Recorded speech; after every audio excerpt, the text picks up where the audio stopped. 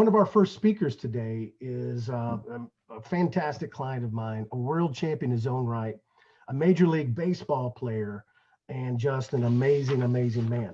He was an all-star with the Seattle Mariners, played with the Yankees, and just a fantastic guy. I have him on here today, Raul Ibanez. Or I like to say Ibanez, but Ibanez. So you'll have to tell me how to say your name correctly, bro. But he is a fantastic guy. I mean, you know, if you got the privilege of seeing him play, you'd see just how awesome he is. He is a Cuban American, former professional baseball left field all-star major league guy. He's an advisor coach right now for the Los Angeles Dodgers, and they just won the World Series. And he's a serial entrepreneur, and he has really taken the ability to do transitions to a whole nother level. And that's one of the things we teach, is that when you have transitions in life, you know, that's where it can hang up people a lot. You have to learn how to transition from, let's say, hitting a curveball to a fastball. You have to be able to transition from, you know what, going from warrior mode at work to coming home and loving your spouse. You have to make transitions constantly in life. And that'll be one of the things that I talk with Raul about first. But before we do, I want to share something awesome with you. You guys check this out. This is Raul smacking the skin off of a baseball. Check it out here.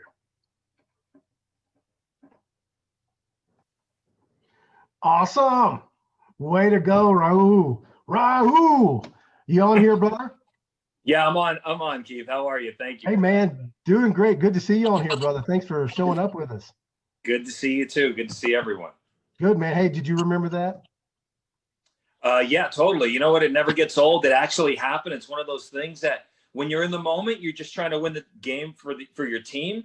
And you know, about 2 months later, I walk downstairs and my kids are watching it during breakfast before going to school, and you think that actually happened. So every time it comes up, it's like it actually happens. I appreciate the "Let's Go Phillies" on here. I just saw "Let's Go Phillies" on there.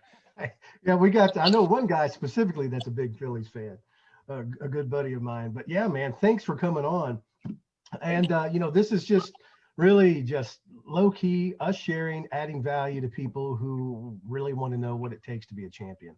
And you and I talked about, I mean, not only how awesome it is to be an MLB player and to live that dream and to excel at the level that you did, but how you've transitioned from player to advisor and coach and serial entrepreneur, you know, and so those are some of the things that we'll talk about.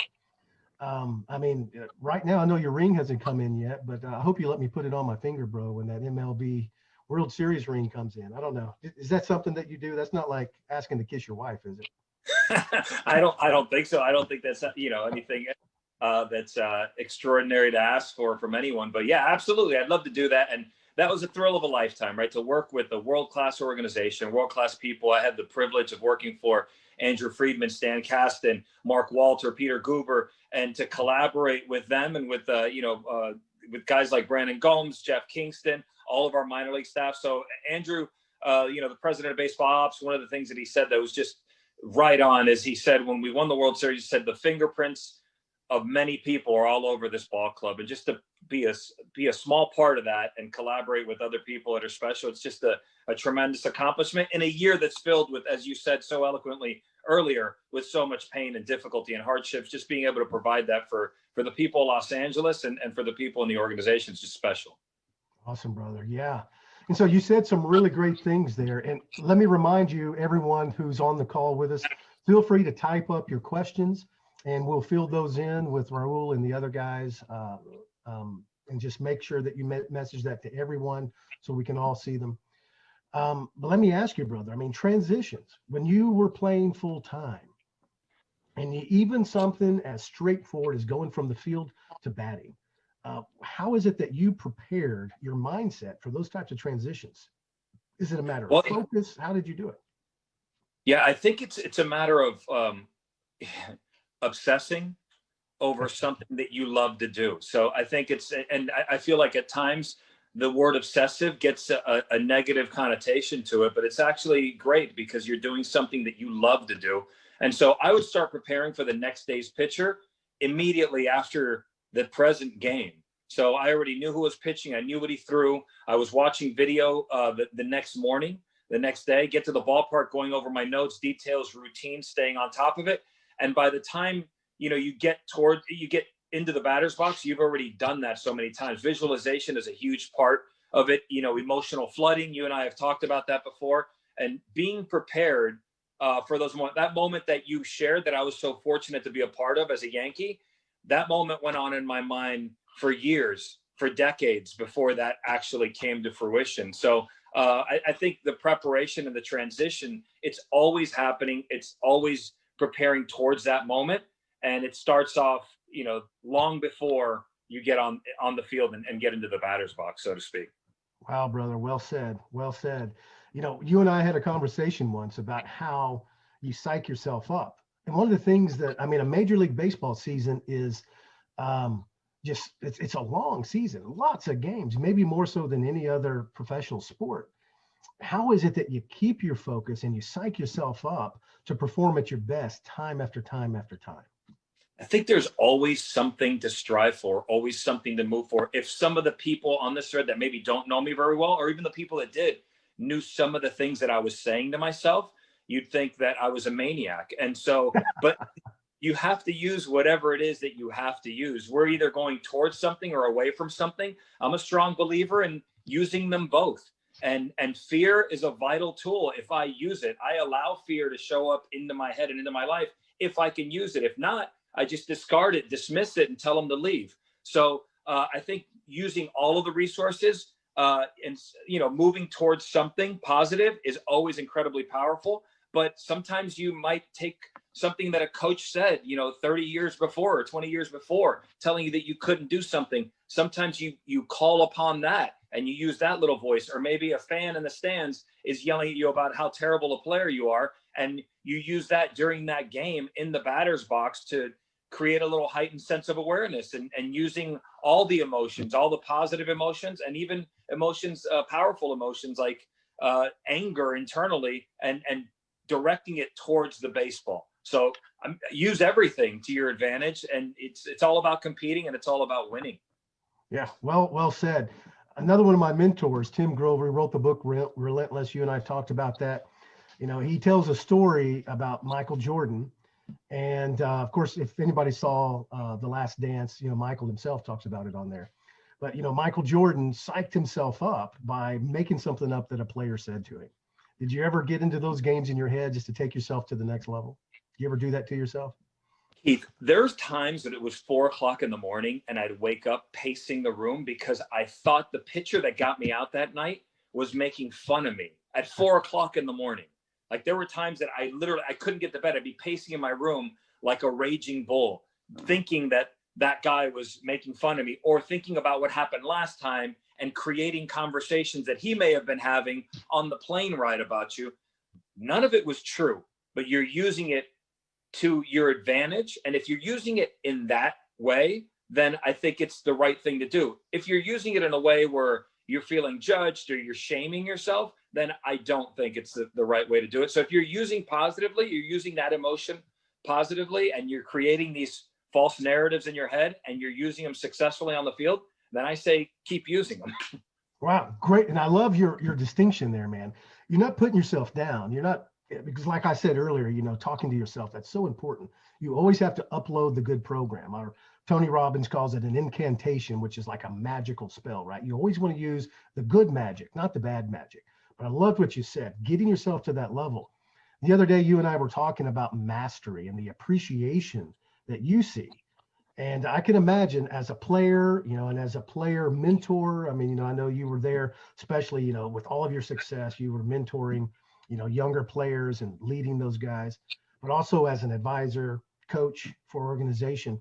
Have you gotten to a place where you can kind of see if somebody's going to be obsessive enough to really achieve mastery, to rise above even the best of the best? Is that something you've developed?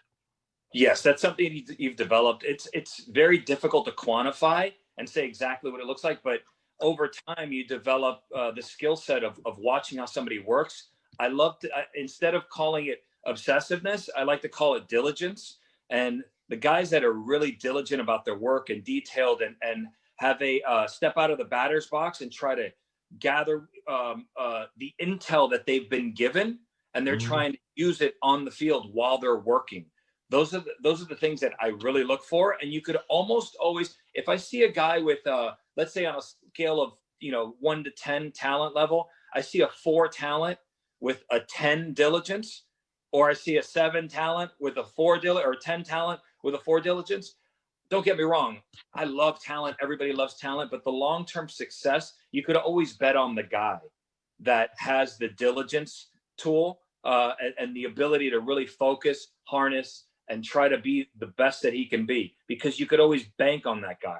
He's someone that's dependable. He's someone that becomes consistent, and he's someone that year over year continues to progress. So I've always told players, if you wait till your age of 30 to start training and become diligent, it's too late. Time's passed you by. So the sooner you can get on that train, the better off you will be long-term in a career, in a profession where it's limited. Our time is limited. Now in the real world, I think that it's never too late. It's never too late to start something. It's never too late to move towards something and to create the world that you want to create. Good words, brother. Really good. I go to Goodyear almost every year. I didn't this past year because of COVID, but I get to be there with the minor leaguers and some of the pros, and I see so many young players in, and man, they need what you just said. Start now with this idea of mastery. And it's amazing. I know you and I have had these conversations. I like how you transitioned into this idea of, how you can, it's never too late. So for you or other players, people who are obsessive about something, or somebody that's starting late, and we can apply this to anything, you've had a bad marriage and you're starting over, or you're in, some type of relationship and you're like, hey, I see the light. I want things to get better. How is it that you have found, even maybe in your own life, going from player to advisor to, successful entrepreneur, how can you start late, but start strong and finish really, really well? How can you do that? Does anything come to mind? Yeah, I think that you mentioned this earlier. We talked about routines, and you and I have talked about it privately as well. I like to start off my day every morning, and especially all the time, but focusing on what I'm grateful for. And I think gratitude is probably the most powerful of all emotions, because when you're feeling grateful, you're in a grateful state, you can't really feel anything else. So starting off with what I'm grateful for, using that emotional flooding technique that you and I have talked about many times, and transitioning over to gratitude. And I actually learned this from you guys, from you and Tony Robbins, using the emotional flooding of what I want to happen as if it's already happening. So feeling the emotion of what your goal is and what you want to become and what you are trying to acquire, whether it's something in life, it's a relationship, it's a business, whatever it is, thinking about it, feeling it, and just going through a visualization exercise where you actually feel it. And then I start telling myself about it, and with powerful words, the incantations, the affirmations, using powerful words to help reinforce that positive imagery. I start there every morning because it gives me a sense, first of all, it grounds me, sets up my day, but it also, it's a constant reminder of where I want to go, where I'm headed, and what I'm looking to do in the future. So it's never too late to start something new. It's never too late to move towards something that you wish, and dreams don't have to die. They don't have to die. The reason I said what I said earlier is because a player's window is so small. Athletically, it's so small. You are fighting against the clock, but we're all fighting against the clock. And I was fortunate and blessed enough because of that mindset to play up until age 42. When people were saying you're supposed to decline, I was fortunate and blessed enough to hit more home runs in my 40s than I did in my 20s because of that mindset, because it was constant improvement, constant drive, constant focus, but really focusing on what I wanted to acquire and feeling it happening every day. Yeah, man, that's well said, brother. Well said. I mean, and I like what you just said there. If you guys heard a doorbell, the next guy, the UFC guy, just came to my house, so he'll be on here in just a minute. But yeah, this is something that's big, man. Knowing how to do the transitions, that's big. What have been some of your toughest battles? What have kind of almost taken you out? I mean, feel free to share whatever level you're comfortable with. But personally, as a man or as a player, can you talk to us about some of the things that almost took you out? Absolutely. I mean, I almost got taken out before I started. I was in college at Miami-Dade College, having a season my season, dream season, and my mentor, my best friend, my dad passed away mid-season. And I remember getting home on the way to a game, getting home and having to change, and my brother sitting there. My brother now is an ER nurse at Jackson. I'm really proud of him. He's phenomenal at what he does. And he had to administer CPR on my dad. And we all drove to the hospital. I remember getting the news that my father had passed away, my mom showing up. And I remember making a promise to my dad, kissing him on his forehead and saying, I'm going to make it. I'm going to make it for you. And there was a little voice in my head, I still remember, Keith, thinking, that's a massive promise and a massive letdown if you don't do it. But that was my mindset at the time. And then, going on and finishing the season, we buried my dad, and I played in a game that day because I thought I was doing it to honor him. Now, at the time, it seemed like the right thing to do. If I could go back in time, I probably wouldn't have done it that way, because you have to go through the grieving process.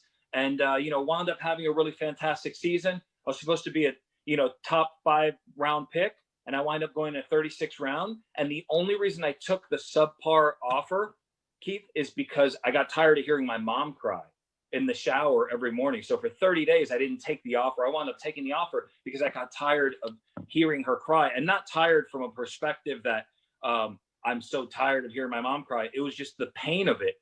And it was almost an escape. I signed to actually run away and get into pro ball. And one thing I'll tell you, that if there was any gift that I was given, other than being born into a family of Cuban immigrants that instilled hard work into their kids and told them anything's possible in this great country, if there was anything that was a true gift, is I remember getting to rookie ball, and about 3 days later, there's 45 guys there, really good players, really good. Everybody's really good. And we had a coach, one of these coaches that I call anti-motivational speakers.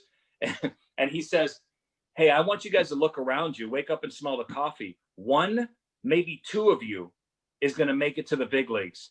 And wow. I'll never forget, I immediately thought, I looked around as a 36th round pick that signed for 15 grand at the time, which was nothing. I looked around and I said, okay, me and who else? And if there was any gift that I was ever given, I think that was the actual gift. That wow. Goosebumps, brother. See, that was the program. That's what you uploaded right there. What a fantastic. I don't think you've told me about that moment. You've been holding out on me. That is amazing, man. That was good. I mean, a pivotal moment. And we talked about Malcolm Gladwell earlier. He has this book called Tipping Point. That sounds like a tipping point right there, man. How has that been pervasive in everything else that you've done? How's that permeated your life? That moment. Well, that belief, and it's not like, and it's not as if, Keith, the insecurity doesn't come and go. You alluded to that earlier when you were your opening comments.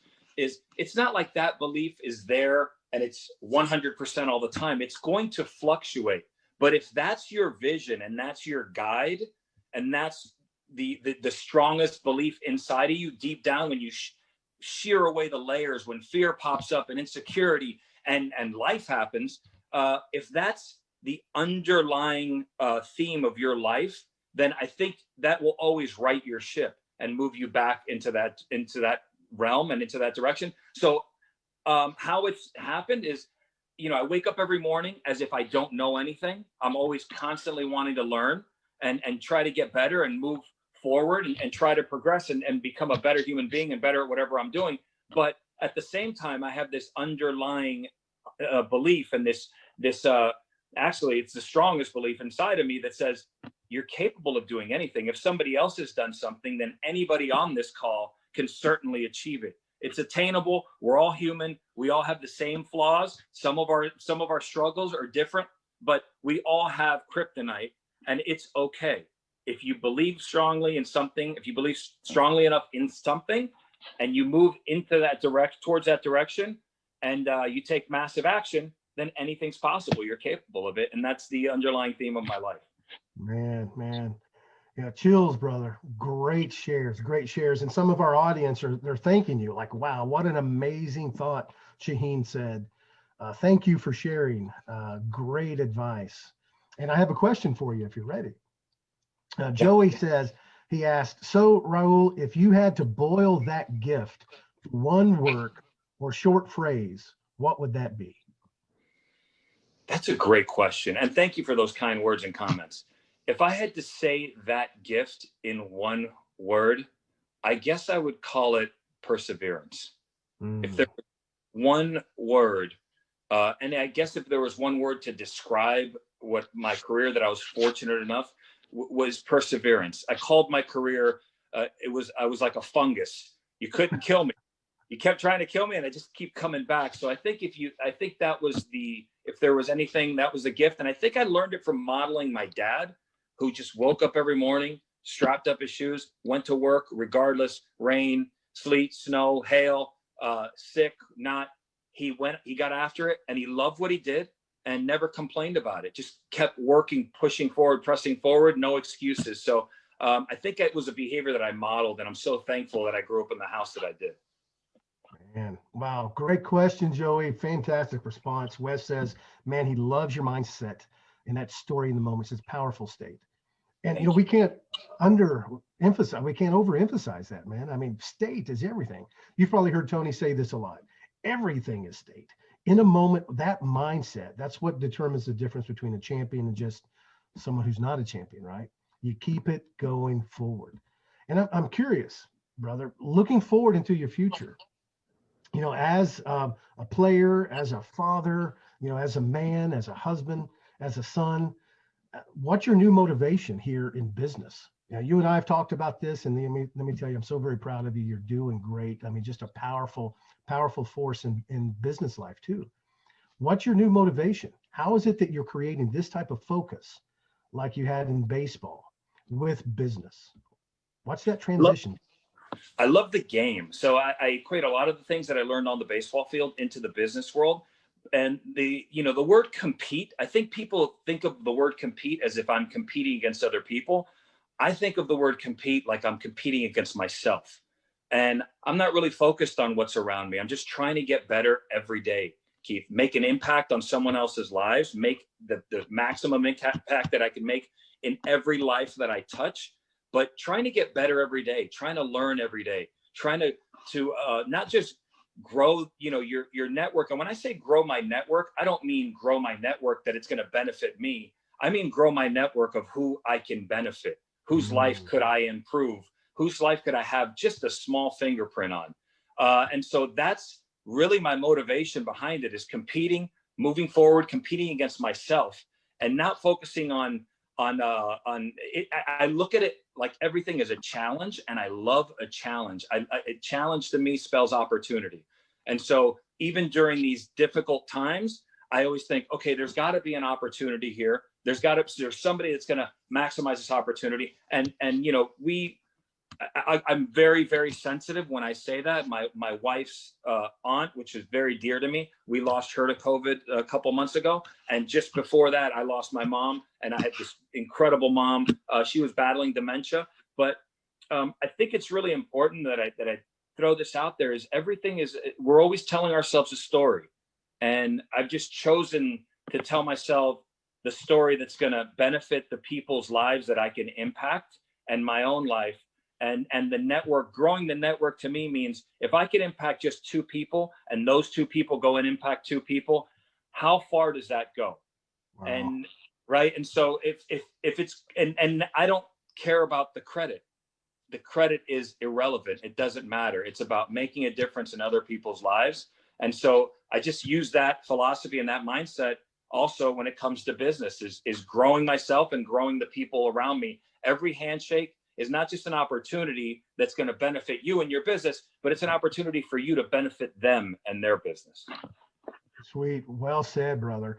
And so it's easier to talk about somebody who may be down and trying to find motivation. People who already have it and they're on top of their game. And I'm sure you remember this as a player. What is it that you can say to them to help them take it to even the next level up? I've been working really hard on this, is because people that are really, really driven, we tend to be extraordinarily hard on ourselves. And a friend, mentor has also, taught me in the past, not to judge yourself. So, if you fail, it's not about shaming yourself and judging yourself. It's about, what am I going to do next? What happened? What did I want to happen? What am I going to do next time? And so to the people that are really driven and motivated, we tend to be really hard on ourselves, and it's okay to forgive yourself, not judge yourself, live a judgment-free life, which means that I'm not judging other people because of the expectations that I may put on them. So I try to limit my expectations with what I expect from people. And even though I have high expectations for myself, I don't judge myself when I fall short. I look at it as you win and you learn. You don't win and you lose, and you're constantly moving forward. What can I learn from this experience? And what am I going to do next time? So that I can honestly equate back to baseball. You're going to fail 70% of the time. I failed 78% of the time in my career. And it's about what you're going to do next time. If you live in the last at bat, you're going to miss this one, and you may miss the next one. And if you give away enough at bats, it'll cost you a career. So I'm not going to give away today's at bat because I'm focusing on yesterday's failures. I'm focusing on what I'm doing today and in the future. Wow. Powerful, man. Powerful words. Right now. Focus right now. And that's what we can control, right? Learning, growing.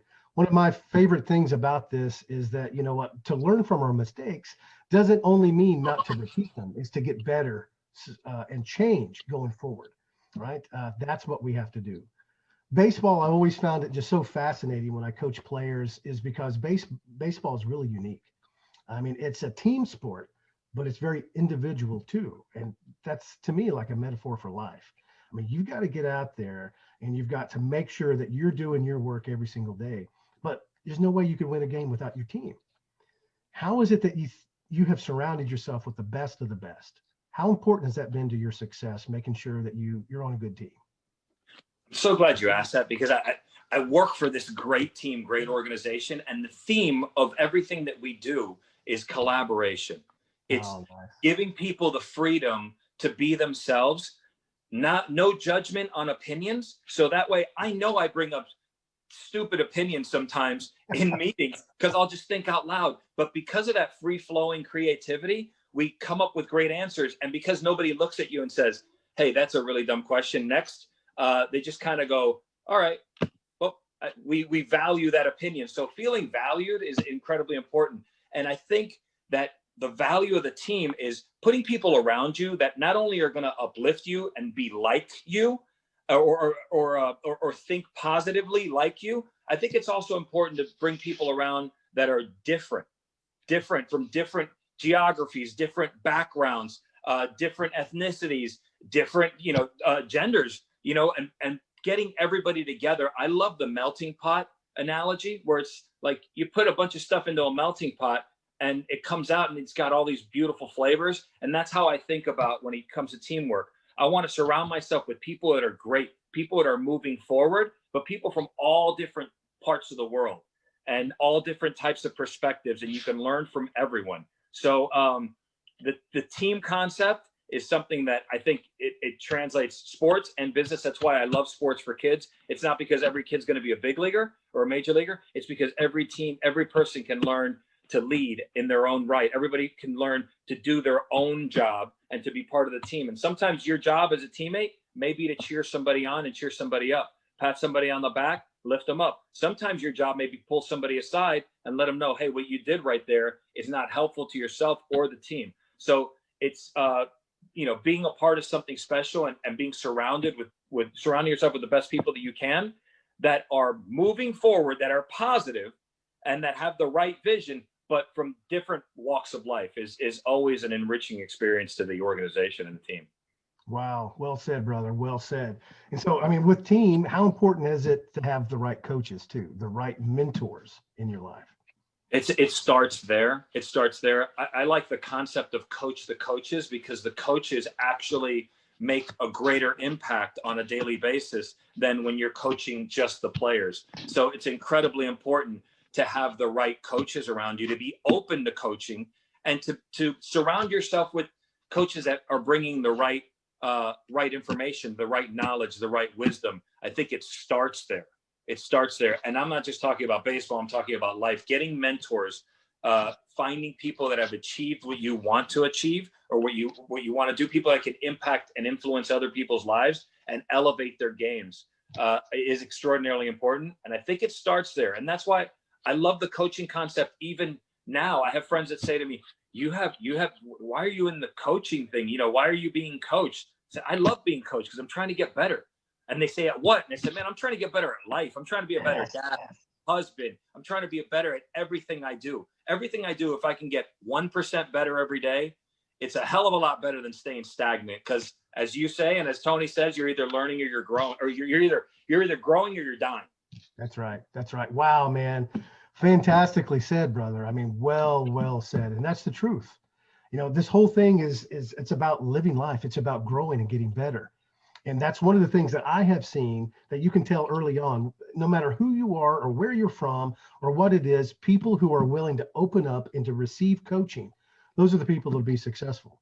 People who aren't, whether it's about their marriage or whatever else it is, man, they're just leaving it open for failure. That's it. That's it. One last question here, if you're open, brother. Randy asked, how was the transition of reaching an ultimate goal to setting and achieving a new one? What was the most necessary ingredient in that transition from achieving a goal to setting a new goal? That's a great question. I appreciate that question. And so for me personally, it's never being satisfied. It's being grateful, but never being satisfied. So it's a fine line, right? It's you got to take a moment, understand, think about it. Beautiful. We won. We did this. And the immediate next thought is, how do we do that again? How do we do that again? Or how do I get better at it? So I think it's always having the growth mindset, right? Of where you're going, okay, how do I get better? How do I impact lives? How do I, create a new goal? And I think we always, as human beings, we have to constantly shift our vision and our sights and set them and fixate them on something new and something powerful to move us towards. So great question. I think it's a balance between being grateful, but never being satisfied. Well said, brother. Well said. Hey, guys, let's hear it from Mr. Raul. Thank you, brother. World champion, Los Angeles Dodgers, man. I love you. Anything you need. Any last words before we go off and you enjoy the rest of your weekend here? Yeah, I just want to say I'm so appreciative to be in the presence, obviously, with you, Keith, and all the impact that you've made in my life, but also with everybody that's on this call. Just, because I know that not only are you going to use this information for yourself, but you're going to use this information to go out and impact other people's lives, make the world a better place. So I want to wish everybody the best. Stay safe, stay positive, stay focused, keep moving forward, and thank you. Thank you, brother. God bless you, man. Hey, thank your wife and your family for allowing you to be on today, brother. I'll talk to you soon.